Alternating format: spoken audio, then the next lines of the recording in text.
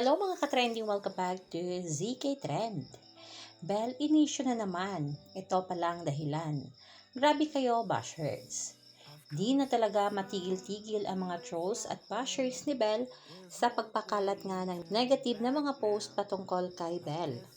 Kahit nga mga girlfriends ni Bell sa ASAP at sa industriya ay inisyu na rin ng mga bashers.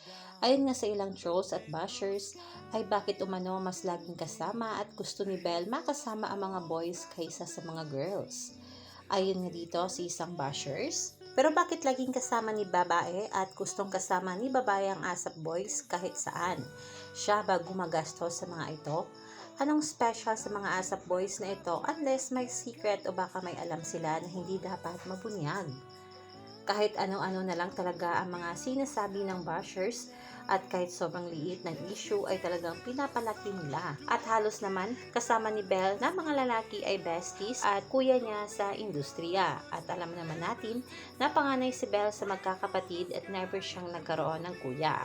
At kita naman sa mga lalaking kasama ni Bell, tinrate nga siyang bilang bunso at halos best friend at close rin ang mga ito kay Donnie Pangilinan.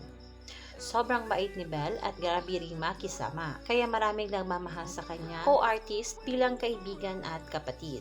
Itigil na sana ang pagbabash kay Bell. Sobrang napaka-humble, wala kang maririnig na reklamo.